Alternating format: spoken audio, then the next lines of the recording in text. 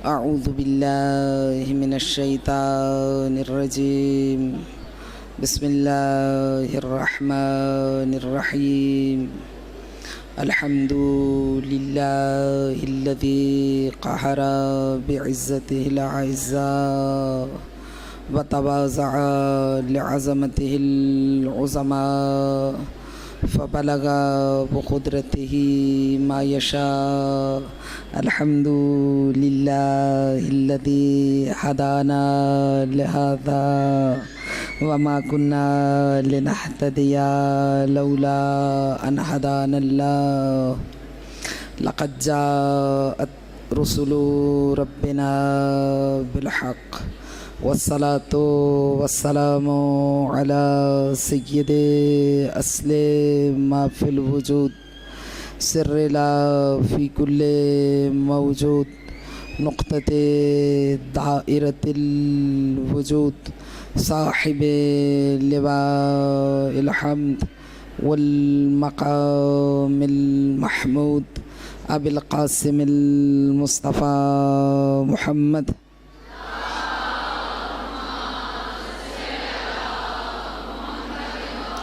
वअला अहले बैतिहि अत्तय्यबीन अत्ताहिरीन अल-मअसूमीन अल्लज़ीना अज़हबल्लाहु अन्हुमुर रिज्स व तह्हरहुम तत्हीरा।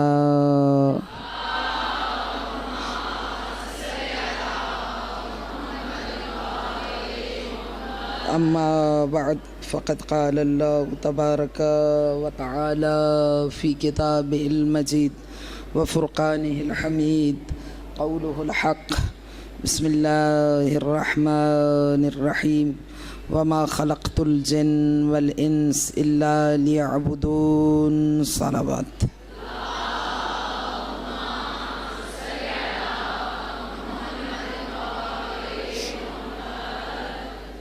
हमारी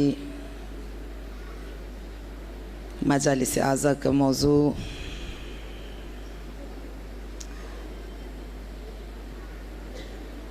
बंदगी है, जो एक इलाही हदफ के तौर पर मुतारिफ़ कराया गया। खिलक़त इंसानी का वो हदफ और मकसद जो खालिक कायनात ने अपने कलाम में बयान किया कि हमने इंसान को खिलक़त इसलिए अता की ताकि वो मकाम अब्दियत पर फाइज़ हो सके। तो उस मकाम अब्दियत पर फाइज़ होने के लिए, उस वाला मकाम को पाने के लिए इस्लाम ने जो उसूल व ज़वाबित, जो तालीमात और इबादात मुतारिफ़ कराए, उन पर अमल पैरा होने के लिए मासूम बारगाह अहदियत में दामन नाज फैलाए हुए सरापा दुआ हैं। अल्लाहुम्मा रज़ुक़ना तौफ़ीक़त ताआ व बुअदल महसिया व इरफ़ानल हुरमा व सिद्क़न निय्याह व अकरिमना बिल हुदा। परवरदिगार, वो हिम्मत, वो ताकत, वो हौसला, वो जज्बा अता कर जिसके ज़रिए से हम तेरी इबादत करके तेरी बतलाई हुई सीधी राह पर गामज़न होकर तेरी रज़ा को पाकर तेरी लिक़ा की मंजिल पर फाइज़ होकर क़यामत में सुरख़रू हो सकें।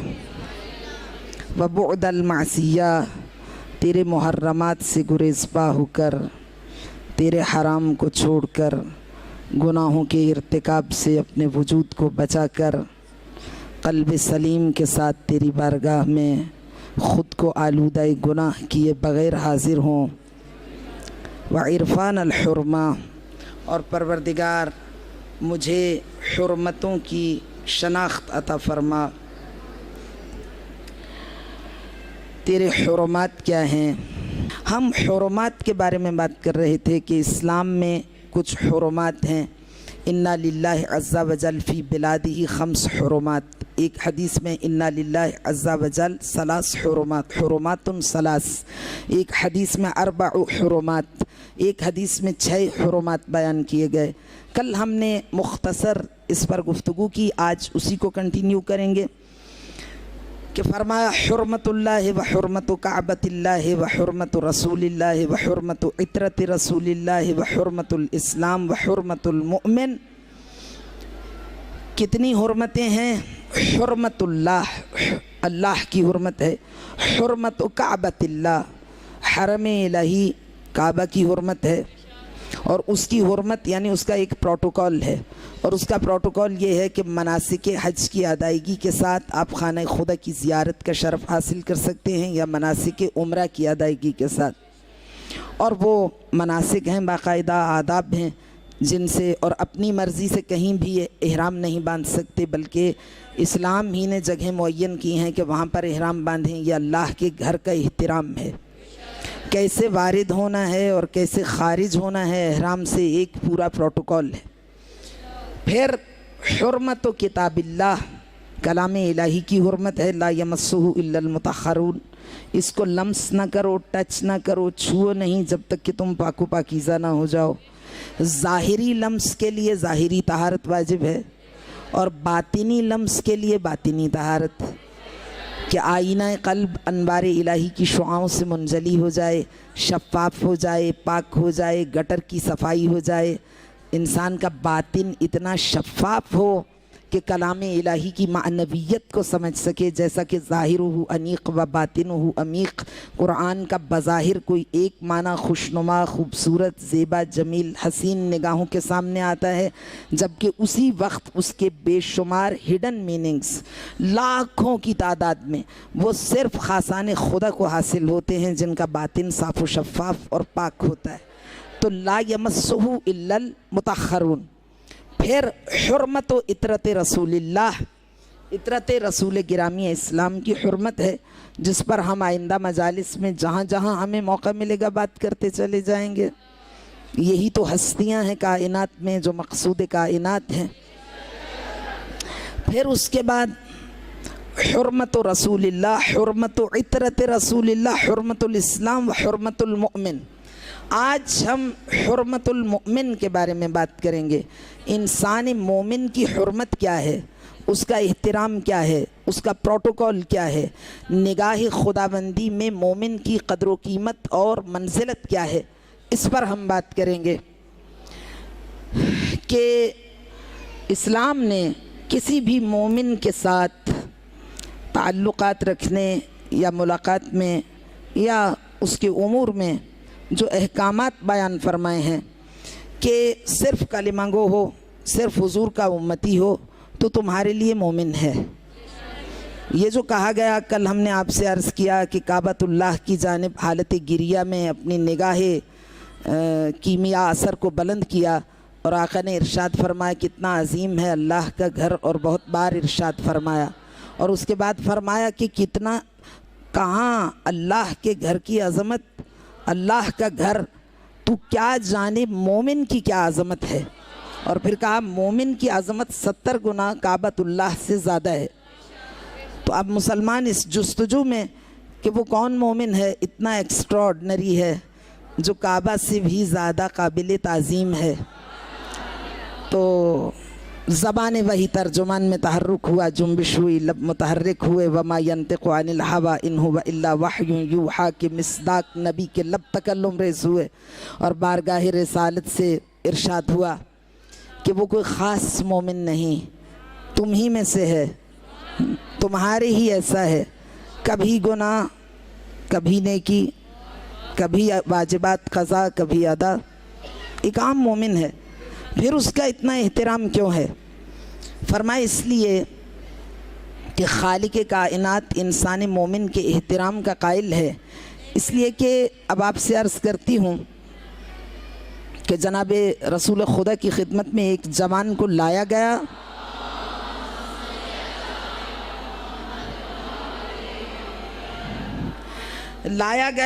या उसका तज़किरा किया गया, मुझे सही तौर पे ये याद नहीं है, कहा या रसूलल्लाह ये जवान बहुत ज़्यादा आलूदा गुनाह है, बहुत गलीज़ इंसान है, अखबसुल खबाइस है, बहुत से गुनाह अंजाम दिए। अलबत्ता गुनाहों का ताल्लुक़ अपनी ज़ात से है, मुआशरे से नहीं, अपने गैर से नहीं। तो आका ने फरमाया इन्नहु बखैर। लोग सटपटा गए। इससे पहले आपकी खिदमत में अर्ज़ करूं कि पैगम्बर गिरामी इस्लाम की हयात तय्यबा के बाद आप मुतवज्जे हैं, दुनिया इंसानियत में एक इज़्तिराब की कैफियत थी। यूनान के फ़िलोसोफर्स और रोम से आने वाले बड़े बड़े स्कॉलर्स, रिसर्च स्कॉलर्स, बड़े बड़े दानिश्वर, बड़ी बड़ी शख्सियात जो हिजाज़ का रुख करते थे, इसलिए कि पैगम्बर गिरामी इस्लाम ने एक ऐसा दावा किया जो किसी को हज़म नहीं हो रहा था और ना हो रहा है। तो अब अगर मैंने अर्ज़ किया था कि किसी भी मज़हब से ताल्लुक़ रखने वाला कोई शख्स भी कोई दावा कर दे तो हमारी बला से, लेकिन जब कोई ऐसा शख्स जिसकी सलाहियतों को दुनियाए इंसानियत मानती हो, तो फिर जब वो कोई दावा करता है तो सब ये जानना चाहते हैं कि ये दावा किस बुनियाद पर किया गया। और नबी मुकर्रम इस्लाम कोई आम बड़े लीडर नहीं थे, बल्कि आका के बारे में जितने दानिश्वरों का ख़याल है, दुनिया इंसानियत के जितने दानिश्वर हैं जिन्होंने दुनिया के जीनियस अफराद की फ़हरिस्तें जारी की, उनके हालात पर रिसर्च की, उन पर मकाले लिखे, उनको पहचाना, उन अफराद का नॉन मुस्लिम दुनिया से, गैर मुस्लिम दुनिया से बड़े स्कॉलर्स, रिसर्च स्कॉलर्स, बड़े ऑथर्स, उन्होंने ये लिखा है कि जितने दुनिया में जीनियस थे, जीनियस तो आपको मालूम है जिस शख्स की यूनिकनेस तक कोई ना पहुंच सके वो जीनियस है। सदियों में कई सदियां, कई दहाइयाँ गुजर जाती हैं तो कोई एक जीनियस वो अली सीना की सूरत में सफ़ाए ज़मीन पर कदम रखता है, कई हज़ारे गुजर जाते हैं तो कोई एक डॉक्टर मोहम्मद इकबाल हकीम उम्मत, ऐसी शख्सियत जिसकी परे परवाज़ तख़य्युल शहपर जिब्रील के हमरकाब होकर हफ्त अफलाक की बुलंदियों पर पहुँचकर ताइरान मानी को तहेदाम करती हुई दिखाई देती है, ऐसी नाबिगाए रोज़गार शख्सियत बर्रे सग़ीर में तुलू करती है। सदियाँ गुजर जाती हैं तो कोई एक उस्ताद डॉक्टर मुर्तज़ा मुत्तहरी ऐसी शख्सियत मारे से वजूद में आती है, तो इनको कहते हैं जीनियस। दुनियाए इंसानियत के जो गैर मुस्लिम दानिश्वर हैं वो ये कहते हैं कि जितने जीनियस थे दुनिया इंसानियत में, जो कोई एक दूसरे के बाद, कोई 1000 साल बाद, कोई 1500 साल बाद, कोई सदियों के बाद पैदा हुआ, उन तमाम अफराद में से जितने जीनियस थे, 2 अफराद ऐसे हैं जो टॉप ऑफ द लिस्ट हैं, जिनको इन सब पे फ़ौक़ियत हासिल है, जो इन जीनियस अफराद में भी इतनी ही बरतरी रखते थे जितनी ये जीनियस दूसरे लोगों पर। कहा वो कौन है? कहा वो मोहम्मद अली। ये गैर मुस्लिम अफराद का कहना है। तो अब जब वो इनकी इस यूनिकनेस के कायल हैं, इनकी सलाहियतों के मोतरफ़ हैं और इन्हें एक गैर मामूली मखलूक तसव्वुर करते हैं, तो फिर जब पैगम्बर ख़त्मी मरतबत ने यह दावा किया तो सबके लिए बहुत हैरान कुन था कि हुजूर ने यह नहीं फरमाया कि मैं इल्म का मदरसा हूँ, मकतब हूँ। ज़्यादा से ज़्यादा फरमा दिया होता मैं इल्म की यूनिवर्सिटी हूँ, मैं दानिशगाह इल्म हूँ। हुजूर ने फरमाया नहीं, अना मदीनतुल इल्म, मैं शहर इल्म हूँ।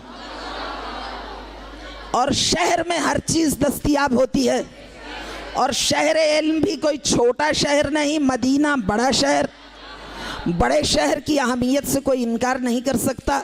जो बिलाद कबीरा होते हैं उनका कोई मुकाबला ही नहीं।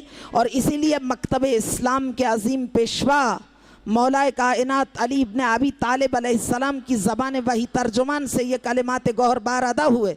इसलिए इसी से तो पता चलता है कि हमारे पेशवाओं का विज़न क्या था, उनकी फ़िक्र किस बुलंद सतह पर थी कि आका ने इरशाद फरमा बस्कुनिल अमसार अल अज़ीमा फ़इन्नहा जमाउल मुस्लिमीन। ऐ मुसलमानों ख़बरदार, ऐ गिरोह मुसलमान, छोटे कस्बों आबादियों में जाकर न रहना। वस्कुनिल अमसार अल अज़ीमा, बड़े शहरों में जाके आबाद हो जाओ। बड़े शहरों में हर चीज़ तनव्वो के साथ वाफिर मिक़दार में पाई जाती है। तो हुजूर ने फरमाया आना मदीनतुल इल्म, मैं इल्म का शहर हूँ, और वो भी कोई छोटा शहर नहीं, बड़ा शहर जिसमें 24 घंटे हर चीज़ फरावानी के साथ, अपनी तमाम तर वुसअतों के साथ, वैरायटी के साथ, तनव्वो के साथ हर किसी की दस्तरस में करार पा सके।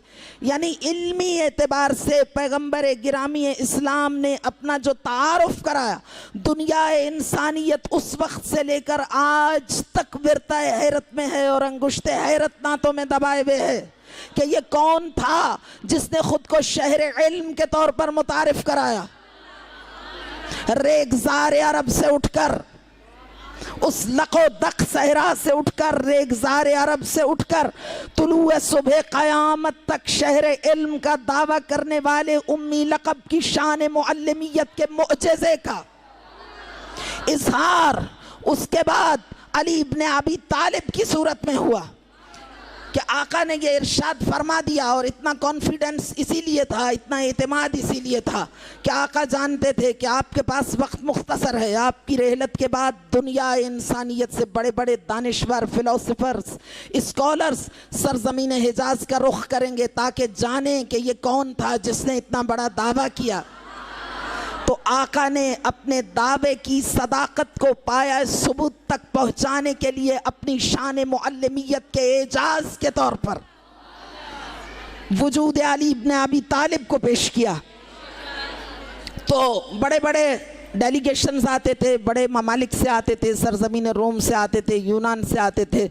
खिलाफत राशिदा का दौर था, वो सवालात करते थे आके, और उन सवालात के लिए वो बहुत महीने स्टडी करते थे और फिर अदियान आसमानी और कुतुब आसमानी से वो सवालात निकाल कर और उनको पेचीदा सूरत में बयान किया जाता था। तो मौला कायनात दरबार में तशरीफ़ ले जाते थे। फ़राई तो अन्न सब्र अला हाताहजा फ़सबर तो वफ़िलाई न क़ज़ा वफ़िलहल के शजा। आका फरमाते थे कि मेरे साथ जो भी हुआ, लेकिन इस वक्त इस्लाम की बका का मसला दरपेश है। सिसकते बिलकते इस्लाम को बचाना और हयात नौ से आशना करना अली और औलाद अली का काम है। तो मौला कायनात दरबार में तशरीफ़ ले जाते थे और फिर इल्मी उलझनों को सुलझाते थे। तो एक दिन यहूदियों का एक वफ्द सवालात लेकर आया, तो उन्होंने कहा, वो शायराना अंदाज में सवाल करते थे। यहूदी असल में अहले इल्म लोग भी थे, लोगों को मुतासिर भी करना चाहते थे। तो कम कम कम कम बैन समाए वल अर्ज़ कम बैनल हक़ वल बातिल, उनके सवालात का आगाज़ कम से होता था। कम यानी कितना? उन्होंने कहा कम बैन समाए वल अर्ज़, आसमान और ज़मीन के दरमियान फासिला कितना है? तो इसका तो कोई पैमाना नहीं। कोई अगर बता दे इतना फासिला है तो आपको कैसे पता मालूम होगा कि कितना फासिला है और उसका सवाल मबनी बर हक है भी या नहीं? तो उनके पास पैमाना ये था कि जो 110 सोहफ़े आसमानी ने इस सवाल का जवाब बताया, अगर वही जवाब बता दे तो ये नुमाइंदा खुदा है। तो आका ने इमाम हसन मुजतबा से फरमाया, आप जवाब दीजिए। उन्होंने कहा कम बैन समाए वल अर्ज़, दरबार लगा हुआ था, आसमान और ज़मीन के दरमियान कितना फासिला है? तो शहज़ादा खुशखिसाल अपनी जगह से बुलंद हुए और आपने फरमाया कम बैन समाए वल अर्ज़। आका ने फरमाया आसमान और ज़मीन के दरमियान का फासिला कितना है? फरमाया मज़लूम की एक निगाह।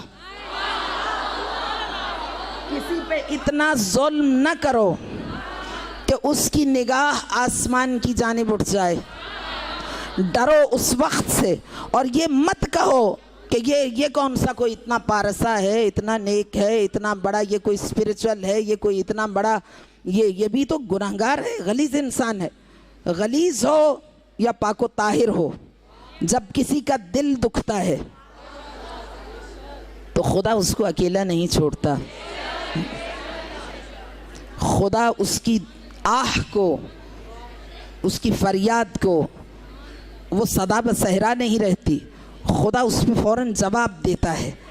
इसीलिए मासूम ने फरमाया यौमुज़ ज़ालिम अशद्दु मिन यौमिन मज़लूम, ज़ालिम का दिन बहुत ज़्यादा सख्त है मज़लूम के दिन से।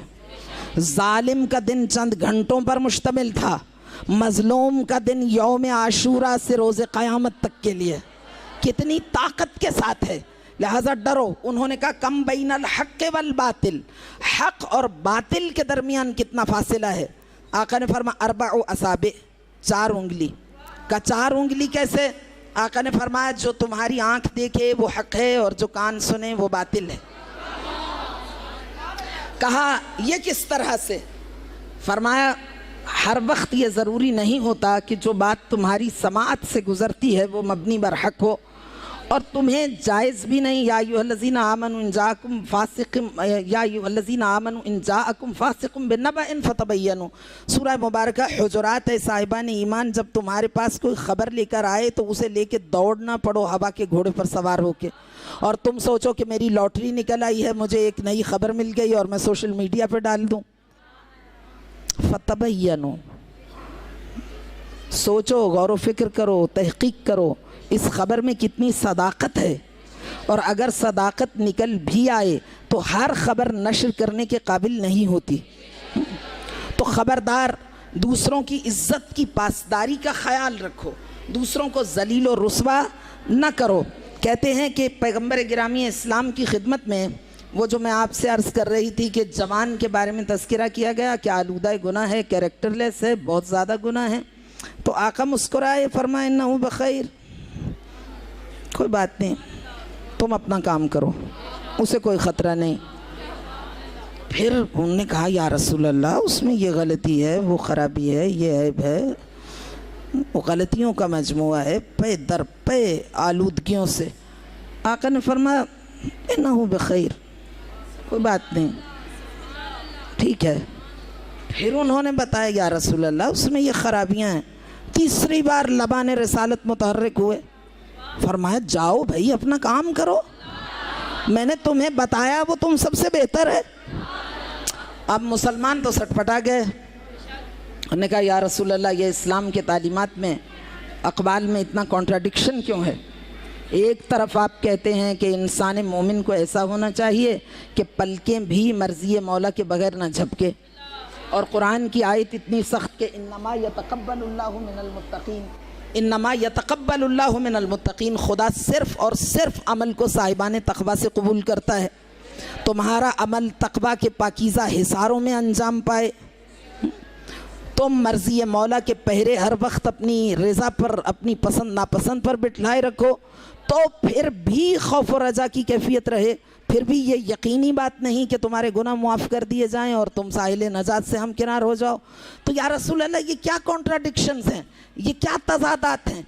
अब हम बता रहे हैं कि ये गुनाहगार इतना ज़्यादा राह गुम करता और इतना गुमराह है और गुनाहगार है, तो आपने 3 बार फरमा दिया इन्नहु बख़ैर।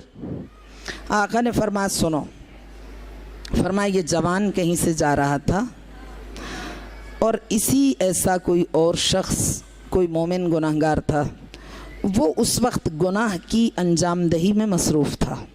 वो अमल कबीह, वो अमल ज़ेश्त, वो अमल नापसंद, वो अमल गुनाह अंजाम दे रहा था, और इसने उस अंजामदही के ऐन दरमियान में उसको देखा, और दोनों के लिए डाउट ना रहा, जो अंजाम दे रहा था उसके लिए भी ये बात मरहला यकीन तक पहुँच गई कि इसने मुझे आलूदगी के आलम में देख लिया, और इसके लिए भी ये बात पाया सबूत तक पहुँच गई कि ये गुनाह अंजाम दे रहा है। वो बहुत घबरा गया जो गुनाह अंजाम दे रहा था, क्योंकि इसने उसे रंगे हाथों पकड़ लिया, तो उसके औसान ख़ता हो गए। मगर कुछ ही देर में उसने रियलाइज़ किया कि इसने ना तो उसको ब्लैकमेल करने की कोशिश की, ना उसको जतलाया, ना उसको शर्मसार किया, ना उसके मुंह पे लाया, और ना ही कभी दूसरे लोगों से तज़किरा किया। जब उसे इत्मीनान हो गया कि इससे उसे कोई ख़तरा नहीं, तो उसकी निगाह उठी आसमान की जानिब। एक गुनाहगार की दुआ दूसरे गुनाहगार के लिए, अब उसने दुआ की या नहीं की, लेकिन वो जो इंसान की एक कैफियत होती है कि जब ख़तरा टल जाए तो वो गहरी सांस लेता है, हाँ ख़तरा टल गया, तो वो ख़तरा टल गया। तो जब ख़तरा टला तो खालिक़े कायनात ने जिसकी वजह से ख़तरा टला था उसको जितने खतरात थे उन सब को टाल दिया खुदा ने।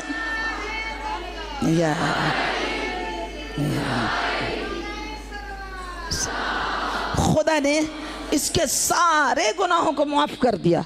और मुआफ़ भी किस तरह से किया कि सिर्फ मुआफ़ नहीं किया, भैया हम तारीख़ में एक्सट्रीम देखते हैं, इसीलिए कहते हैं किसी को हकीर मत समझो, किसी से ख़ुद को सुपीरियर मत समझो, अपने आप को हमेशा दूसरों से कमतर समझो, कभी किसी को रूहानी, मजहबी, मानवी एतबार से या दूसरे एतबारात से ख़ुद से कम ना समझो।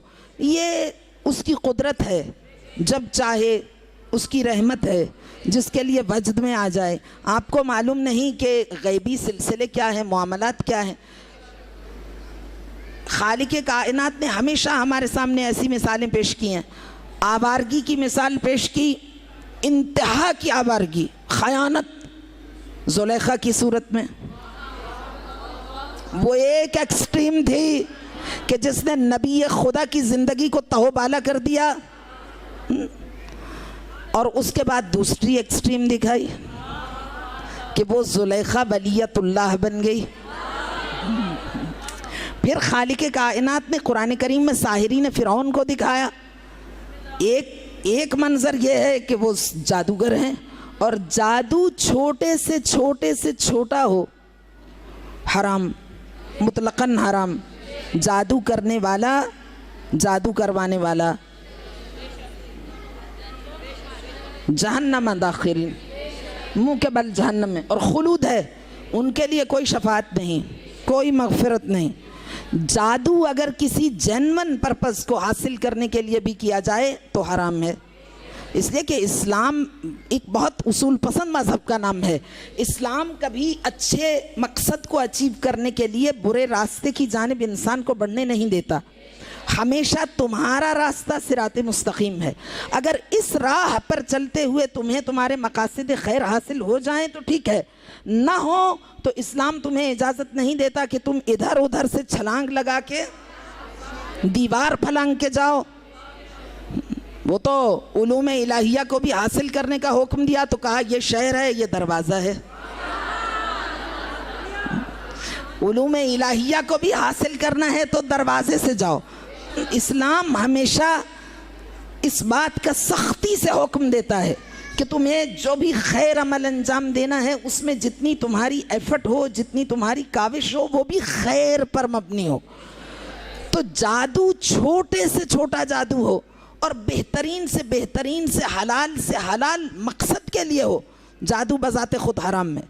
जादू करने वाला हराम है, जहन्नमी है, करवाने वाला जहन्नमी है, और इनका अंजाम बदतरीन अंजाम है। तो वो साहिरीन फ़िरौन थे और मूसा के ख़िलाफ़ जादू कर रहे थे, लेकिन उधर ये एक्सट्रीम दिखाई, और चंद घंटों के बाद वो एक्सट्रीम दिखाई कि वो शोहदाए फ़ी सबीलिल्लाह, शोहदाए राह खुदा बन गए, ईमान ले आए। फ़ुज़ैल इब्न अय्याज़, डाकुओं का सरदार, डाकुओं का सरगना, इतना बड़ा डाकू कि उस सरज़मीने अरब में इतना खौफ व वहशत पाया जाता था फ़ुज़ैल के नाम का कि अगर चलते हुए काफ़िलों को पता चल जाए कि इधर से कहीं फ़ुज़ैल और उसके साथियों का गुज़र हुआ तो उनके औसान ख़ता हो जाते थे। लोग सफ़र नहीं करते थे फ़ुज़ैल इब्न अय्याज़ के खौफ से। वो बहुत माहिर डाकू था, बहादुर बहुत ज़्यादा था। और आप याद रखिएगा कि जितने भी दुनिया के ख़तरनाक लोग हैं बहुत ज़्यादा ज़हीन होते हैं। इसीलिए मैं कहा करती हूँ कि अपने क्विक माइंडेड बच्चे को हौज़ा इल्मिया में भिजवाओ। जितना ज़हीन होता है उतने ख़तरात ज़्यादा होते हैं, और ज़हानत को बैलेंस करने के लिए, सलाहियतों में तवाज़ुन कायम करने के लिए मजहबी तालीमात से ज़्यादा और मजहबी माहौल से ज़्यादा मुसाइद और मुनासिब माहौल कोई नहीं। और उसके साथ साथ प्लस ये है कि फिर वो जितना ज़हीन बच्चा होगा उतनी बड़ी सतह पर इस्लाम के लिए खिदमत अंजाम देगा। इस्लाम आज तक इसीलिए बहरान का शिकार है कि जो बच्चे कुछ नहीं कर पाते, वालिदैन उनको मजहबी इदारों के सुपुर्द कर देते हैं। तो ये जितने जराइम पेशा क्रिमिनल लोग हैं दुनिया में, ये सबसे ज़्यादा बासलाहियत होते हैं, ये एक्स्ट्रा ऑर्डनरी होते हैं। पाकिस्तान में भी आपको ऐसे जादूगर दिखाई देंगे जो बला के ज़हीन हैं, लेकिन नेगेटिविटी है उनमें, उनकी किसी ने तरबियत नहीं की, शैतान के रास्ते पर हैं, तो वो अपनी जहानत से गलत फ़ायदा उठाते हैं। तो ये दुनिया के जितने क्रिमिनल्स होते हैं ये हद से ज़्यादा बासलाहियत, क्योंकि एक आम अच्छा अमल अंजाम देने के लिए इंसान को कितनी ज़्यादा जहानत, मेहनत, कितनी ज़्यादा कमिटमेंट की ज़रूरत होती है। तो वो अमल जिसमें हर लम्हे फंस जाने का खौफ हो, जो हेरा फेरी पर मबनी हो, जो फसाद पर मबनी हो, उसको अंजाम देना और आगे बढ़ाना, जारी रखना, कंटिन्यू करना, ये कितना मुश्किल काम है। इसके लिए बेइंतहा ज़हानत की ज़रूरत है। तो फुज़ैल इब्न अय्याज़ बहुत बड़ा डाकुओं का सरदार था, उतना ही बड़ा दहशतगर्द था। इतनी हुर्मतें लूटी, इतनी इज्जतें पामाल की, माल लूटा, लोगों को कत्ल किया, बहादुर हद से ज़्यादा था, नताइज से डरता नहीं था। एक दिन वो आशिक भी हो गया, किसी लड़की का आशिक हो गया। तो वहाँ का कोई बाइज्जत कोई शख्स था, कोई शरीफ आदमी था, उसकी बेटी थी, जाके कहा कि मैं तुम्हारी बेटी से शादी करना चाहता हूँ। या ललअजब, उस बेचारे के लिए तो मौत के मुतरादिफ था किसी शरीफ आदमी से कोई डाकू जाके बेटी का रिश्ता मांगे, और वो भी इतना बड़ा डाकू, ढाका छुपा नहीं। तो जाहिर है उसने तामुल किया, उसने कहा कि ये मुमकिन नहीं। फुज़ैल इब्न अय्याज़ ने कहा कि ठीक है, अब फिर मैं तुम्हें बताता हूँ, तुम्हें शराफत की ज़बान समझ में नहीं आती और मैंने गलती की, मेरा शराफत से क्या ताल्लुक़। उसने कहा अच्छा ठीक है, कोई बात नहीं, मैं तुम्हें देख लेता हूँ। रात हुई, फुज़ैल आया। अब वो यूँ तो डाकू था, वो कौन सा चोर था कि छुप के आता, लेकिन बहरहाल उसने सज़ा देने के लिए और अपने आप को मनवाने के लिए कि मेरी धौंस कितनी चलती है, दीवार फलांगी। अब जब वो दीवार पे आया तो लड़की का वालिद घबराया हुआ कुरान की तिलावत कर रहा था। तो फुज़ैल बड़ा महजूज़ होता हुआ, मुस्कुराता हुआ कि अभी मैं इसको बताता हूँ कि इसे जुर्रत कैसे हुई कि इसने मुझे इनकार किया। तो अब सारे अहले मोहल्ला के सामने इसकी बेटी को मैं खींच के ले जाऊँगा। तो जैसे ही दीवार पे आया तो वो तिलावत कर रहा था, तो जो अल्फाज उसके कान में समात से टकराए कुरान की आयत के, वो थे अलम यानि लिल्लज़ीना आमनु अन यख़शअ क़ुलूबुहुम लिज़िक्रिल्लाह, क्या अभी तक वो वक्त नहीं आया कि अहले ईमान के दिल याद खुदा से लरज़ उठे। बस ये सुनना था, वो एक लम्हा था, वो टर्निंग पॉइंट था कि फुज़ैल इब्न अय्याज़ दीवार के ऊपर उसकी चीख निकली, चेहरा आंसुओं से तर हो गया और ख़ुद कलामी के आलम में कहने लगा क्यों नहीं, आ गया है वो वक्त, आ गया है वो वक्त, आ गया वो वक्त, आ गया। वहीं से पलटा, लूटा हुआ माल वापस किया, जिन जिन के साथ ज़्यादतियाँ की थी उनसे हलालियत तलब की, जो जो अदा कर सकता था वो अदा किया, अपना पुराना लिबास उतारा, किसी से मांग के उसका पुराना लिबास पहना, कहा लिबास गुनाह अब ज़्यादा देर इस बदन पर नहीं रह सकता, ये बदन अब आलूदा गुनाह लिबास का बोझ नहीं सह सकता। उसके बाद हाथ में तस्बीह पकड़ी, खाना खुदा में आ गया, खुदा ने उसकी तौबा कबूल की और फिर उसे मुस्तजाबुद दावा बना दिया। फिर लोग हरम जाने की बजाय फुज़ैल इब्न अय्याज़ के पास आके कहते थे हमारे लिए दुआ कर दो। वो दुआ करता था, लोगों को हाजत मिलती थी। फिर रोज़े आशूरा बैते इलाही का तवाफ़ करते हुए दुनिया से रुखसत हुआ। तो इस्लाम ने हमें ऐसी एक्सट्रीम दिखाई है, वो डाकू, वो आवारा खातून, ऐसे किरदार, वो साहिरीन फ़िरऔन, वो शुहदाए राह खुदा बन गए, ये जवान जिसके लिए पैगंबर ने फरमाया इन्नहु बिखैर। जब उसने किसी के ऐब को छुपाया तो खुदा ने न सिर्फ ये कि उसके उयूब को छुपाया, हल जज़ाउल इहसान इल्लल इहसान, वो करीम ज़ात है और उसकी शान करीमी का तकाज़ा ये है कि जितना किसी ने किया उससे कई गुना ज़्यादा उसको अता करे। इसने किसी का एक ऐब छुपाया, उसने इसके सारे उयूब छुपा दिए और उसके बाद इसको ये अता किया कि पैगंबर की हमराही में ये जंग में शहीद हुआ और शहीद राह खुदा करार पाया। तो फरमाया कि किसी को अपने से कम न समझो, मोमिन की हुर्मत की पासदारी का ख्याल रखो। कम बैनल हक़ वल बातिल अरबा व असाबिह, तुम्हें किसी की बुराई पता चले तो ख़बरदार तुम मरहला यकीन तक भी पहुँच जाओ, अगर वो कलेक्टिव नेचर की नहीं है, अगर वो इज्तिमा को नुकसान नहीं पहुंचा रही बुराई, अगर वो किसी की इंडिविजुअल ज़िंदगी से मुतालिक है, तो तुम्हें उसको बरमला करने का इस्लाम ने हक़ नहीं दिया। और अगर तुम्हें आके कोई किसी की बुराई बताए तो उसके बारे में इस्लाम ने जो तुम्हें हुक्म दिया है, जनाब शेख तूसी अलैहिर्रहमा आलम इस्लाम की वो बरजस्ता शख्सियत हैं, उस्ताद व शागिर्द, जो उस्ताद के बाद शागिर्द उस मकाम पे पहुँचे, ये बहुत बड़ी बात है। और शेख तूसी अलैहिर्रहमा उन अजाइबात में से हैं, उन हस्तियों में से हैं कि कई 100 साल के बाद जब अचानक आपकी कब्र खुली तो उसी तरह ताज़ा बदन खुशबू से महक रहा था, चेहरे पर एक लतीफ़ तबस्सुम था, मुस्कुराहट थी, और मालूम पड़ता था कि अभी अभी नहा धो के पाकीज़ा लिबास पहन के ये शख्स सोया है, ये कैफियत थी।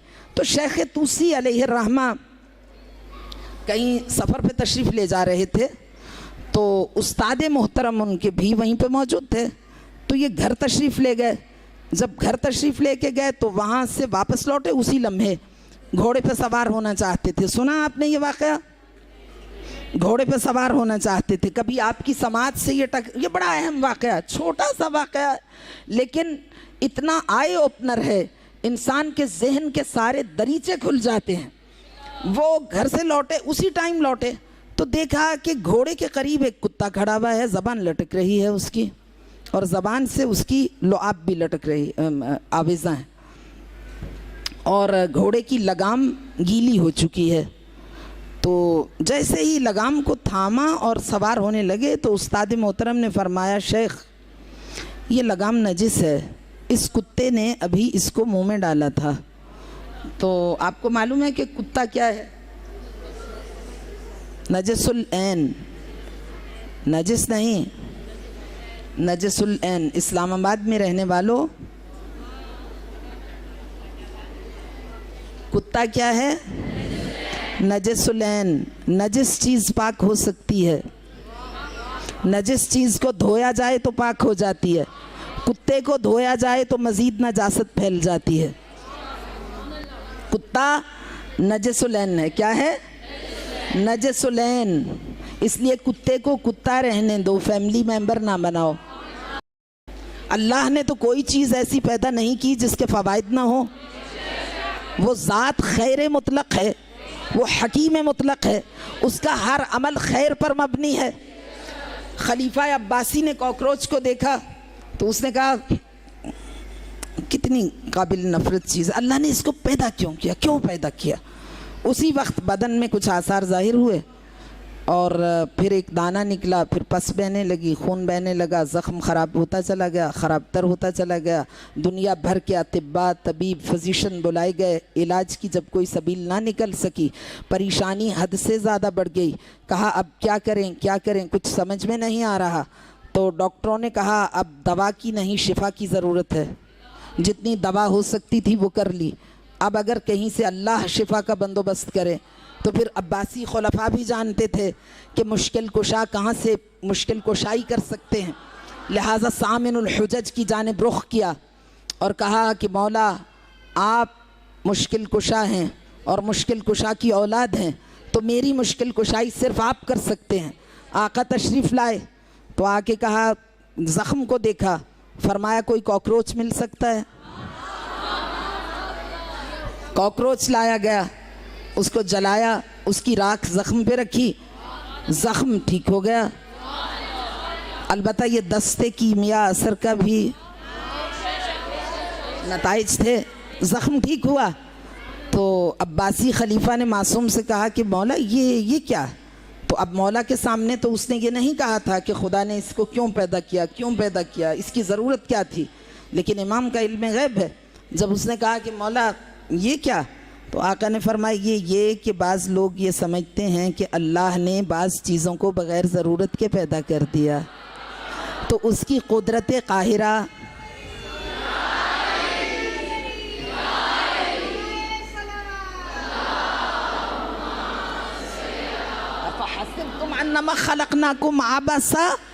क्या तुम ये समझते हो खुदा ने किसी रीज़न के बगैर, बगैर किसी सबब के, बगैर किसी वजह के, बगैर किसी बुनियाद के किसी भी चीज़ को खल्क किया? वो हकीम मुतलक है, तो उसको शिफा हो गई। तो हर चीज़ में खालिक कायनात ने खैर के पहलू रखे हैं। कुत्ते के बहुत से फ़वाइद हैं, लेकिन उसी खालिक ने हुक्म दिया है कि इसे अपने बिस्तर से, ग़िज़ा से, खाने से, रिहाइश से दूर रखो। जो इसके फ़वाइद दरकार हैं वो एक मुनासिब फासिला रख के फ़वाइद हासिल करो। गौर फरमा आपने, इसके फ़वाइद एक फासिले के साथ तुम्हें हासिल हों, तो इसको अपने घर में, ख़ानदान में शामिल। इसीलिए रूहानियत ख़त्म हो चुकी है, मानवियत ख़त्म हो चुकी है, इस्लामी तालीमात दम तोड़ चुके हैं। इस्लाम सिर्फ राह रस्म के तौर पर बाकी रह गया है। ला यब्का मिनल इस्लाम इल्ला रस्महु व मिनल कुरान इल्ला इस्महु। कुरान का सिर्फ नुस्खा किताबी शक्ल में बाकी रह गया है, इस्लाम का सिर्फ नाम रह गया, वरना इस्लामी तालीमात हमारे मुआशरे से रुखसत हो चुके हैं, क्योंकि हम उन उमूर की पाबंदी नहीं करते जो अइम्मा हुदा अलैहिमुस्सलाम ने हमारे लिए मुतारिफ कराए हैं। तो लोग कुत्ता पालना, गोद में उठाना, मुंह से मुंह लगाना बड़ा फ़ख्र समझते हैं। क्या गुमराह लोग हैं, क्या काबिल तरस लोग हैं। मुसलमान को इस बात पर फ़ख्र होना चाहिए कि वो मोहम्मद अरबी का उम्मती है। वो दुनिया के बेस्ट रिलीजन, बेहतरीन दीन, इन्नद्दीन इंदल्लाहिल इस्लाम, बेस्ट रिलीजन का खिताब दुनिया मगरिब ने दिया है इस्लाम को। बेहतरीन मज़हब का फॉलोअर है मुसलमान, तो उसे ट्रू फॉलोअर होना चाहिए। उसे अगर लॉजिक किसी बात की समझ ना आए तो उसको ये सोचना चाहिए कि सादिक मुसद्दक़ की ज़बान वही तर्जुमान से ये कलिमात अदा हुए हैं, तो इनमें यकीनन कोई हिडन विज़डम कार फरमा होगी, कोई हिकमत होगी। तो शेख तूसी अलैहिर्रहमा ने देखा नजसुल ऐन कुत्ता करीब खड़ा है, लगाम लटकी भी है, उससे भी वही लुआब गिर रहा है जो कुत्ते की ज़बान से गिर रहा है। अलबत्ता दोनों में थोड़ा सा फासिला है, करीब करीब है। शेख तूसी ने उस्ताद मोहतरम की निशानदही के बावजूद लगाम को थामा और घोड़े पर सवार हो गए। बिस्मिल्लाहिर्रहमानिर्रहीम। उस्ताद मोहतरम ने फरमाया, शेख लगाम नजिस है, आपका हाथ भी नजिस हो गया। मुस्कुराए, उस्ताद की जानिब देखा, कहा मेरे लिए तो पाक है। आपने गौर किया? उन्होंने कहा शेख लगाम नजिस है, कुत्ते ने इसको नजिस किया है। तो फरमाया मेरे लिए तो पाक है, मैंने तो नहीं देखा।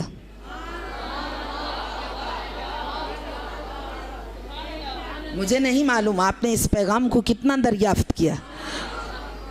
अरबाउ असाबे कम बैनल हक़ वल बातिल। क्या उस्ताद झूठ बोल रहे थे? नाउज़ुबिल्लाह। शेख को भी मालूम है, लेकिन ये इस्लाम का हुक्म है। कोई कितना सच्चा शख्स हो, जब तक तुमने अपनी निगाहों से नहीं देखा उस वक्त तक उस हुक्म पे अमल करना तुम्हारी जिम्मेदारी नहीं। कहा ये लगाम नजिस है, कहा मेरे लिए तो पाक है, मैंने तो नहीं देखा। आपने देखा है, आपने देखा है तो आप अमल कीजिए।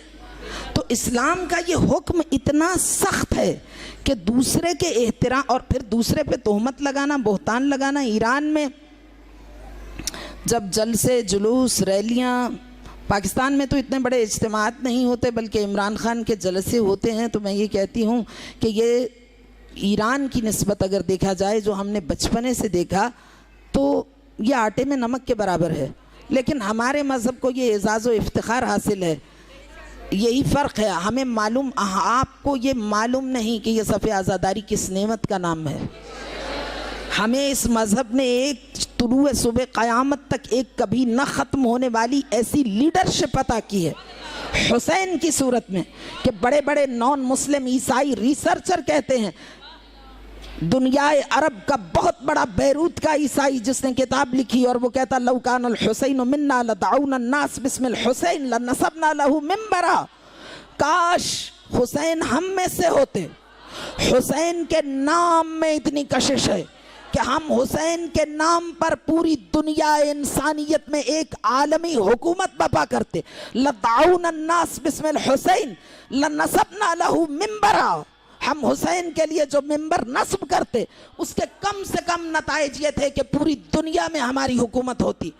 ये सफ़े-आज़ा, ये बहुत बड़ी ताकत है। और यही वजह है कि अगर पाकिस्तान में कोई बेचारा हक पर भी होता है तो लोग घर में बैठ के तो उसकी तारीफ करते हैं, मगर उसके जलसे में जाने की जहमत नहीं करते। मैं कहा करती हूँ होता ये ईरान क्यों? इसलिए कि ईरान में इमाम ज़माना की हुकूमत है, इसलिए कि ईरान में आज़ादारी मुज्तहिदीन और फुक़हा के ज़ेर साया परवान चढ़ती है। तो हमारी एक लीडरशिप है मज़हब तशय्युअ की। मीडिया पे आके हमारा रहबर कह दे कि तुम सब पे वाजिब है घर से निकलना, तो हर लूला, लंगड़ा, अंधा, बहरा, गूंगा, बीमार, बूढ़ा, हामिला, बच्चा, हमने अपनी निगाहों से देखा। इतनी इतनी बड़ी स्नोफॉल होती थी ईरान में, हमारा बचपना था। और ये सहूलियात नहीं थी जो यूरोप में, यूएस में होती हैं। जब स्नोफॉल वहाँ पे तो कुछ मुश्किल ही नहीं होती, ईरान में तो बड़ी मुश्किल होती थी। 3-3 रोज़ तक स्नोफॉल हो रही, इतनी इतनी मोटी बर्फ़ गिर रही है, और उसमें एक मरतबा रहबर आके टीवी पे कह दें तुम सब पे वाजिब है घर से निकलना। बैसाखियों के साथ व्हील चेयर्स पे न्यू बॉर्न बेबी, कोई बंदा घर में नहीं रहता था। इसी तरह इनकलाब इस्लामिया ईरान कामयाब हुआ। तो इनकलाब आने वाला था और कैंपेन हो रही थी जगह जगह, और तकरीबन इनकलाब अपनी कामयाबी के मराहिल में दाखिल हो चुका था। बहुत बड़ी रैली थी, बहुत बड़ा जुलूस था, और बहुत बड़े फ़िलोसोफ़र थे। बड़ी बरजस्ता शख्सियत आलम इस्लाम की जनाब डॉक्टर मोहम्मद हुसैन बहिश्ती शहीद तशरीफ़ लाए उस इज्तिमा को एड्रेस करने के लिए। तो जब आप तशरीफ़ लाए तो नारे लगने लगे, लग ही रहे थे। आपका इस्तकबाल किया गया, आपका तारुफ़ कराया गया कि तशरीफ़ लाते हैं ख़िताब के लिए। तो इतने में नारा लगा कि शाह हरामज़ादास इमाम आज़ादास, इमाम आज़ादास शाह हरामज़ादास। इमाम मर्द आज़ाद मनिश हैं, मर्द हुर हैं, और शाह हरामज़ादा है। जैसे ही ये कहा तो डॉक्टर शहीद बहिश्ती वापस लौट गए। का क्या हुआ? का मैं इस इज्तिमा को एड्रेस नहीं करूँगा। का क्यों? का मैं तौहीन महसूस कर रहा हूँ अपनी कि मैं ऐसी जगह पे ख़िताब करूँ जिन लोगों को ये पता नहीं कि किसी पे तोहमत लगाना कितना बड़ा ऐब है। उन्होंने कहा ये तो पलीदियों का मजमुआ है, गलाजत का पैकर है, कहाँ है? का इतना बड़ा ख़ाइन है, ममलिकत का गद्दार है। तो कहा बिल्कुल है, लेकिन तुम्हें कैसे पता चला कि ये हरामज़ादा भी है? कहा तो वो तो बहुत बुरा है। कहा हो बुरा, लेकिन जो ऐब तुम जानते नहीं उसके बारे में वो तुमने क्यों बयान किया? अगर मैदान क़यामत में जब तुम जा रहे हो तो शाह खड़ा हो जाए जहन्नम से उठ के, मा मिनकुम इल्ला वारिदुहा, क़यामत में जो भी जन्नत में जाएगा, ख़तरे की घंटी, जन्नत में जो भी जाएगा, आपके क्या ख्याल में है कि इस्लामाबाद की शाहराहों की तरह फैसल मॉस्क की जानिब जाते हुए, या मारगला की तरफ जाते हुए, या मरी की तरफ सरसब्ज़ व शादाब मखमली रोड है और उस पर सवारियाँ जन्नत की जानिब चल रही हैं? ऐसा कुछ नहीं। सूरह मुबारक मरियम की आयत है, कोई इनकार नहीं कर सकता। मा मिनकुम इल्ला वारिदुहा, तुम में से जो भी जन्नत में जाएगा, हत्ता कि नबी मुअज़्ज़म, हत्ता कि 1,24,000 अम्बिया पहले जहन्नम में जाएंगे फिर जन्नत में जाएंगे। मा मिनकुम इल्ला वारिदुहा, हर कोई जहन्नम में जाएगा। क्यों? इसलिए कि पुले सिरात जहन्नम के अंदर है, तो वो जहन्नम के अंदर से गुज़र के जन्नत जाएगा। तो जब जहन्नम के अंदर से उस पुल से गुजरेगा जो बाल से ज़्यादा बारीक है, तलवार से ज़्यादा तेज़ है, आग से ज़्यादा गर्म है, जब वहाँ से गुजरेगा तो उस वक्त वो बड़ा कठिन मरहला है। अंदर से कोई जहन्नमी सुलगता जलता हुआ कोयल अंगारे की तरह दहकता हुआ उठेगा, इसके टखने को पकड़ लेगा, इसको लिपट जाएगा, कहेगा मेरा फलां हक तुम्हारे ज़िम्मे है। तो शहीद बहिश्ती ने कहा क़यामत में जब जन्नत में जाने लगोगे, अगर शाह जहन्नम में से उठ के तुम्हारी टांग से लिपट जाए कि मुझ में ये ऐब तो था, ये तो था, मैंने ममलिकत के सरमाए तो बेचे, मैंने ये ख़यानत तो की, मैंने वो करप्शन तो की, मगर मुझे ये बताओ मैं हरामज़ादा तो नहीं था। अपनी नेकियां मुझे दो, मेरे गुनाह अपनी आगोश में लो, मैं मज़े करूं और तुम जाओ। तो इस्लाम ने इतनी सख्ती से हुक्म दिया, मालुहु व दमुहु व इर्जुहु हुर्मतुल मोमिन, मोमिन की हुर्मत ये है कि सिर्फ उसका माल और खून नहीं बल्कि उसकी आबरू, उसकी इज़्ज़त। और खुदा को मोमिन की इज़्ज़त इतनी ज़्यादा पसंद है, मैंने अर्ज़ किया कि जनाब मूसा अलैहिस्सलाम को बुलाया गया कोहे तूर पे मुनाजात के लिए, टाइमिंग्स बतलाए गए, खुदा खुद बताता था कि फ़लाँ वक्त मुझसे मिलने आओ। मूसा जब गए, रास्ते में गुनाहगार से मुलाकात हुई, उसने रोते हुए मूसा को बताया मैंने ये गुनाह अंजाम दिए, खुदा को बता देना। जब मूसा अलैहिस्सलाम बारगाह खुदाबंदी में आए, खुदा से राज़ो न्याज़ किया, कहा परवरदिगार तेरा फ़लाँ बंदा उसने ये बड़े बुरे गुनाह अंजाम दिए। तो खालिक कायनात की बारगाह से खिताब आया, मुझे बड़ा अफसोस है, बहुत ज़्यादा। मूसा ये समझे अफसोस है उसकी जहनीत पे, उसके घटियापने पे कि लम अखलो फिल हालात कुल्लिहा मिन इम्तिनान, मैंने इतने उसको इनायात, इतने करामात, अल्ताफ़ात, और फिर घटिया ही रहा। तो खालिक ने आगे से फरमा मूसा मुझे इस बात का बहुत अफसोस है कि जो भी है, जितना भी गुनहगार है, मेरा बंदा है, उसकी गलती तेरी निगाहों के सामने क्यों आई, तेरे नोटिस में क्यों आई, उसने तेरे सामने क्यों इतराफ़ किया, उसकी आबरू रेजी हुई। कहते हैं क़यामत में हम खुद दुआ में पढ़ते हैं या नहीं, या मन अज़हर अल जमील व सतर अल कबी, कम मिन जमीलिन नशरतहु व कम मिन कबीहिन सतरतहु। ऐ परवरदिगार, कितनी मेरी बुराइयां हैं जिनको तुमने लोगों की निगाहों से छुपा लिया, कितने मेरे नवाक़िस हैं जिनकी पर्दापोशी की। और इसीलिए हम दुआए मुबारका कुमैल का जुमला है जिसमें हम कहते हैं कि लैत शिअरी या सय्यदी व मौलाई, लैत शिअरी या सय्यदी व इलाही व मौलाई, अतुसल्लितुन नार अला वुजूहिन खर्रत लिअज़मतिका साजिदा व अला अलसुनिन नतक़त बितौहीदिका सादिक़ा व बिशुक्रिका मादिहा व अला क़ुलूबिन इतरफ़त बिइलाहियतिका मुहक़्क़िक़ा व अला ज़माइर हबत मिनल इल्मि बिका हत्ता सारत ख़ाशिआ व अला जवारिहा इला अवता सात इला अवतान तअब्बुदिका ख़ाशिआ व अशारत बिस्तिग़फ़ारिका मुज़इना। परवरदिगार लैत शिअरी या सय्यदी व इलाही व मौलाई, ऐ मेरे सैयद व सरदार, मुझे यकीन नहीं आता, अतुसल्लितुन नार अला वुजूहिन खर्रत लिअज़मतिका साजिदा, तू कभी उस इंसान पे अज़ाब नाजिल नहीं कर सकता जिसका सर तेरी बारगाह में सजदा रेज़ हुआ हो। व अला क़ुलूबिन इतरफ़त बिइलाहियतिका मुहक़्क़िक़ा व अला अलसुनिन नतक़त बितौहीदिका सादिक़ा व बिशुक्रिका मादिहा, जो दुनिया में तेरी तौहीद का इतराफ़ अपने दिल से करते रहे हों और मकाम शुक्र में करार पाते रहे हों। व अला जवारिहा सअत इला अवतान तअब्बुदिका ताइआ व अशारत बिस्तिग़फ़ारिका मुज़इना। परवरदिगार, तू कैसे अज़ाब नाजिल करेगा उस बदन पर, उन आज़ा पर जो तेरी इताअत में कमर बस्ता रहे। लैत शिअरी या सय्यदी व इलाही व मौलाई, इतना करीम है ये खालिक कि मूसा से कहता है मूसा मुझे बहुत दुख है, इस बात का अफसोस है कि बेशक वो गुनाहगार है लेकिन मेरा बंदा है, उसका गुनाह तेरी निगाहों के सामने क्यों बरमला हुआ। और इससे ज़्यादा उसकी शान करीमी ये है कि हदीस ऑथेंटिक है, रिवायत सरकार रिसालत माब की फरमाया कि जब मैदान क़यामत बपा होगा तो यौम तुबलस सराइर, लोग बड़े परेशान हुए, या रसूल अल्लाह ये आयत तो बहुत ज़्यादा खौफनाक है, यौम तुबलस सराइर, जिस दिन सारे राज आश्कार हो जाएंगे, जिस दिन हर किसी का बातिन खुल के सामने आ जाएगा, जिस दिन लोग जलील और रुस्वा हो जाएंगे। तो आका ने फरमाया मगर इसमें एक एक्सेप्शन भी है। कहा वो क्या? कहा वो अफराद जो नेक हैं, नेकी अंजाम देना चाहते हैं, फरामीन इलाही पर अमल करते हैं, लेकिन कभी शैतान नफ्स उन्हें गुमराह कर देता है और गलती का इर्तिकाब कर लेते हैं, चाहते नहीं मगर गलती हो जाती है। क़यामत में खुदा उनके लिए छुपा के एक खेमा नस्ब करेगा, उस खेमे में ले जाके उनको पनिश किया जाएगा, उनको सज़ा दी जाएगी, लेकिन लोगों की निगाहों में उनकी आबरू को बाकी व बरकरार रखा जाएगा।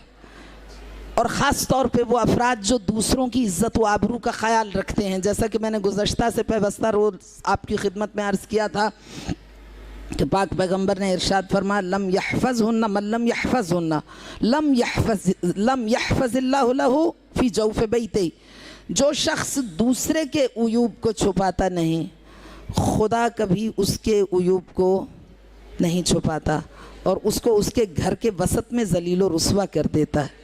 खुदा उसकी हिफाजत करता है, उसके उमूर की हिफाजत करता है जो दूसरों की हुर्मतों की पासदारी का ख़याल रखते हैं। तो ये मजालिस आज़ा, ये महफ़िल नूर इसीलिए बपा की जाती हैं कि हमारे शऊर को उजागर किया जाए। ये तज़किरे मुशइर कमाल हैं, हमें मंजिल कमाल तक पहुँचाने के लिए, हमें शऊर अता करने के लिए, हमारे फ़हम व इदराक को ताबदार बनाने के लिए इन मजालिस आज़ा का इनेकाद किया जाता है और करबला की उस अज़ीम क़ुरबानी का तज़किरा किया जाता है। करबला की वो अज़ीमुश्शान क़ुरबानी जिसमें हर सिन्न व साल के लिए एक रोल मॉडल पाया जाता है, और आज जिसका तज़किरा हम करने वाले हैं वो सिन्नो साल में बहुत कम है, लेकिन क़ुरबानी बहुत अज़ीम है। और इतनी बड़ी क़ुरबानी है कि हुसैन की क़ुरबानी को कायनात में, कायनात इंसानियत को गोश्तज़द करने के लिए जितना अहम किरदार इस क़ुरबानी ने अदा किया, हुसैन की दास्तान मज़लूमियत जो गली गली, कूचा कूचा, करिया करिया, नगर नगर पहुँची, वो इस 6 महीने के शीर खार की क़ुरबानी का नतीजा है।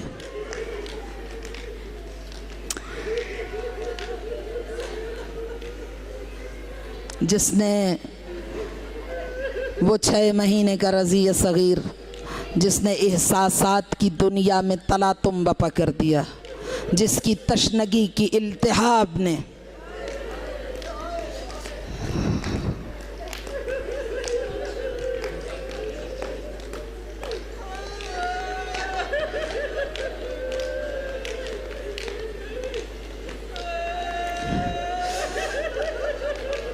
जब यौम आशूरा गुज़र गया, कट गया सजदे में सिब्ते पैगंबर का गला, तो उमर इब्न साद ने यजीद के हुक्म पर हमीद इब्न मुस्लिम को ताज़ा घोड़ा फराहम किया और कहा नॉन स्टॉप रास्ते में तवक्कुफ़ किए बग़ैर यजीद के महल तक पहुँच जाओ।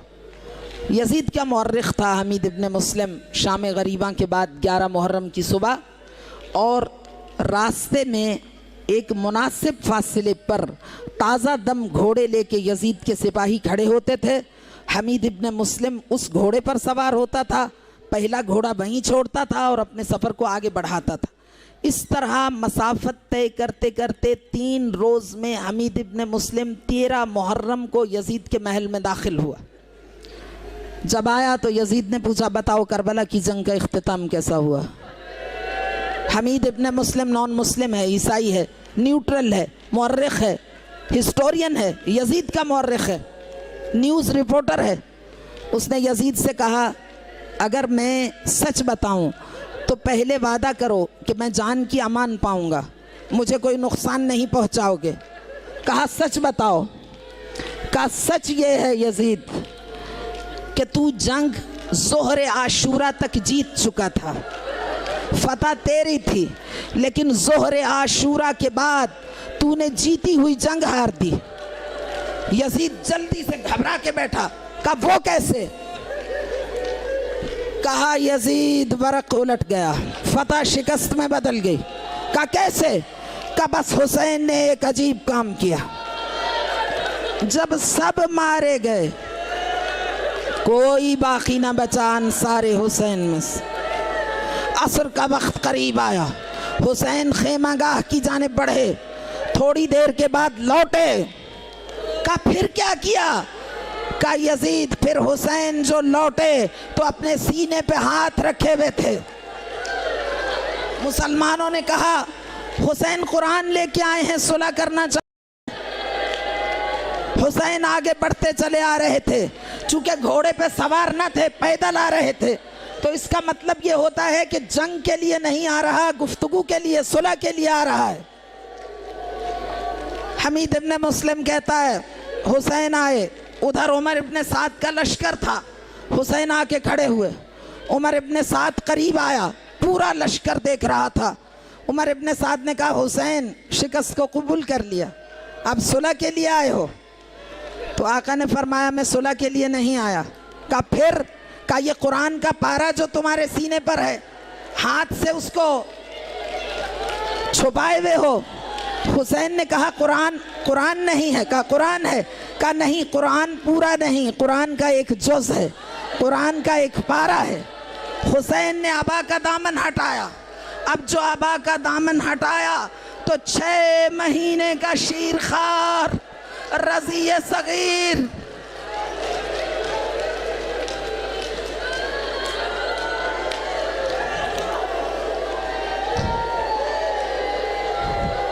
उमर इब्ने साद ने कहा हुसैन जब तक ये शीरखार खुद पानी न मांगे मैं इसको पानी नहीं पिलाऊंगा।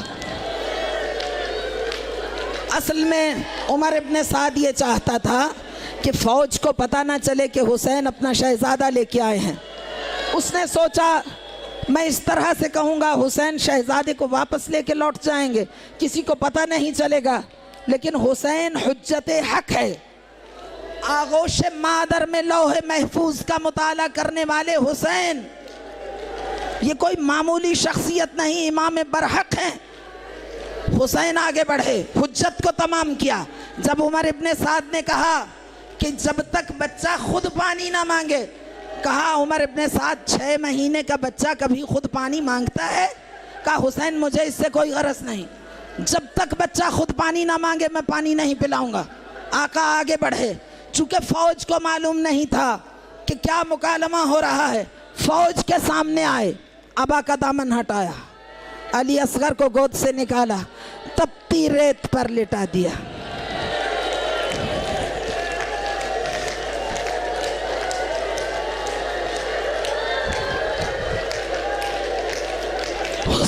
हुसैन पीछे हटे। करबला की रेत की हरारत जब अली असगर की नाजुक जिल्द में पहुंची, बेशीर ने तड़प के अंगड़ाई ली, अपनी सूखी जबान अपने खुश्क लबों पे फिराई। जैसे ही सूखी जबान तहर्रुक में आई, फौज यजीद में इज़्तिराब पैदा हुआ। सिपाही धाड़े मार मार के रोने लगे, कहते थे उमर इब्ने साद इस नन्हे मासूम ने हमारा क्या कसूर किया है, इसको थोड़ा सा पानी पिलवा दो। फौज में बगावत पैदा होने लगी। उमर इब्ने साद ने कहा, बल्कि हमीद इब्ने मुस्लिम कहता यजीद इतना बड़ा हमला तो अब्बास ने भी नहीं किया, जितना बड़ा हमला 6 महीने के बेज़बान ने कर दिया। उमर इब्ने साद आगे बढ़ा। हुरमला 20-21 साल का जवान था, बहुत माहिर तीरंदाज था, उसका निशाना कभी खता ना जाता था। उमर इब्ने साद ने उसे बुलाया, कहा हुरमला जल्दी करो, फौज में बगावत फैल गई है, इस बच्चे का काम तमाम कर दो। हुरमला का इंतखाब इसलिए किया कि अली असगर की जानिब तीर चलाने की हिम्मत किसी में न थी, तो हुरमला का निशाना खता नहीं जाता था। उमर इब्ने साद का मतलब यह था अगर एक बार भी हुरमला से तीर चल जाए तो खता ना जाएगा। हुरमला ने 3 भाल का तीर चिल्लाए कमान में जोड़ना चाहा, 3 बार तीर को जोड़ना चाहा, तीर जमीन पे गिरता था, कमान भी हाथ से गिर जाती थी। उमर इब्ने साद ने कहा बदबख्त फौज में बगावत फैल रही है, ये तू क्या कर रहा है? क्या तू एक 6 महीने के बच्चे का खात्मा कर नहीं सकता? तड़पा, कहता है उमर इब्ने साद तेरी माँ तुझ पे रोए, जो मंजर मैं देख रहा हूँ वो तू नहीं देख रहा। कहा तू क्या मंजर देख रहा है? कहा जैसे ही तीर चिल्लाए कमान में जोड़ने लगता हूँ खेमे का पर्दा उठता है,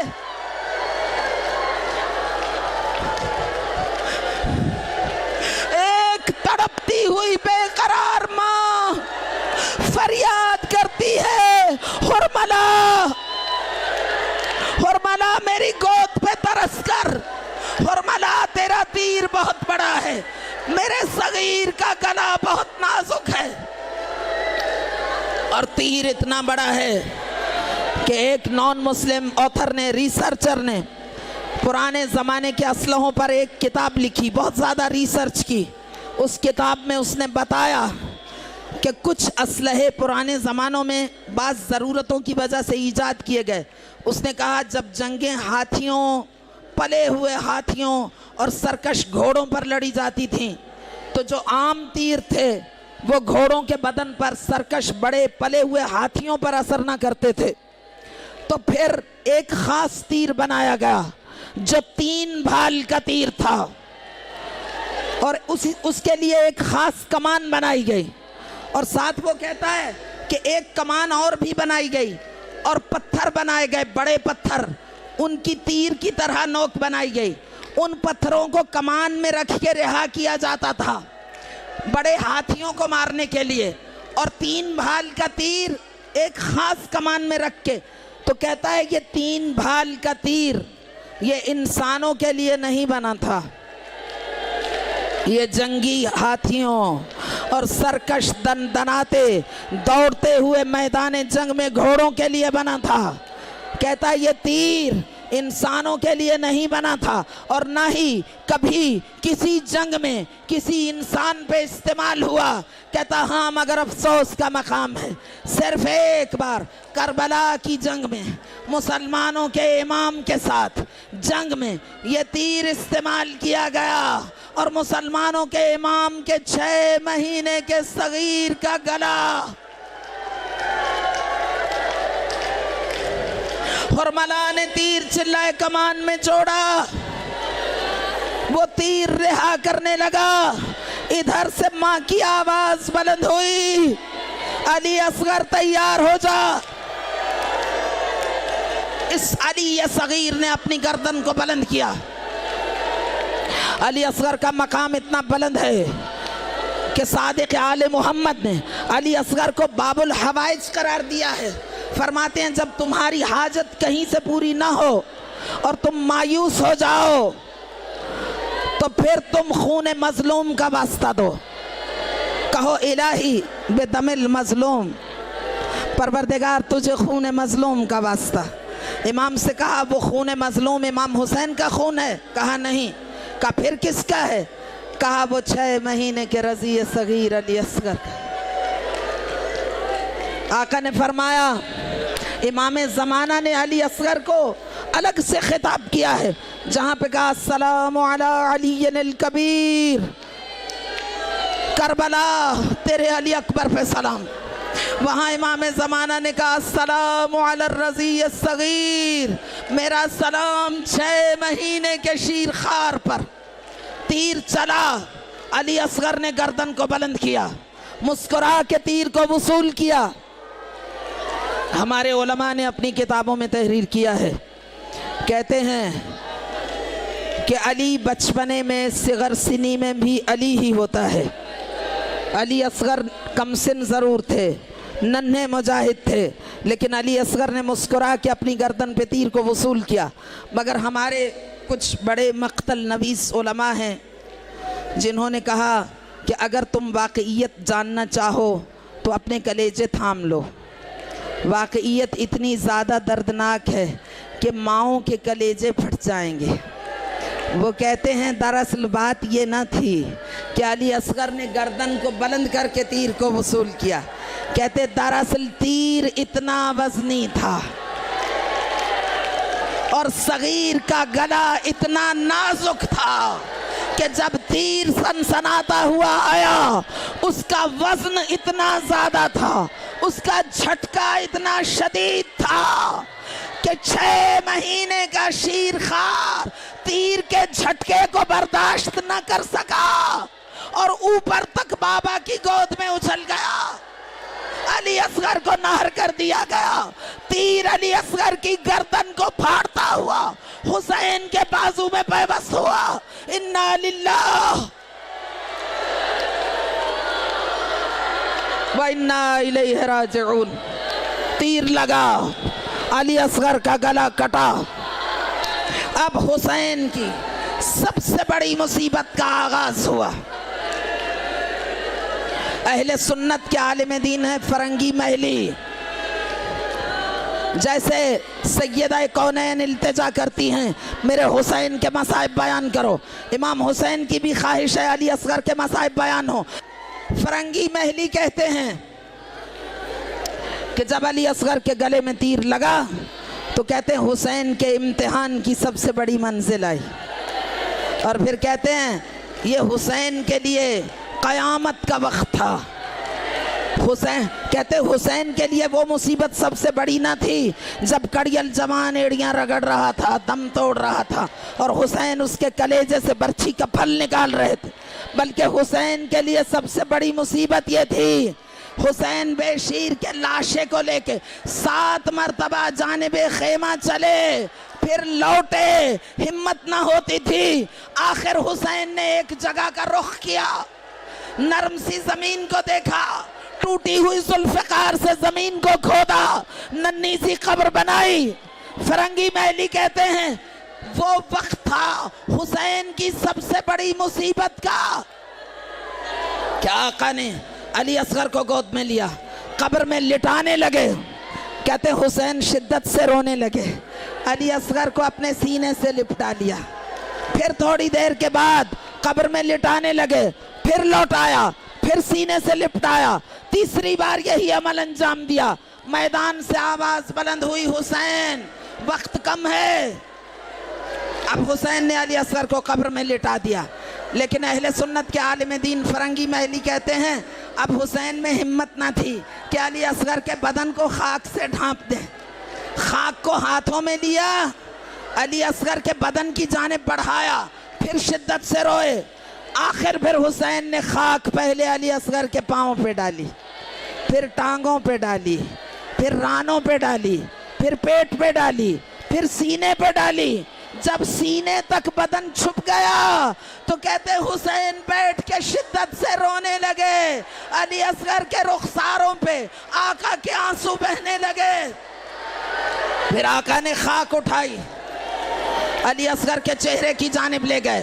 फिर हिम्मत ना हुई, रोते रोते हाथ अपने वापस पलटा लिए, फिर खाक को उठाया, तीसरी बार खाक को उठाया।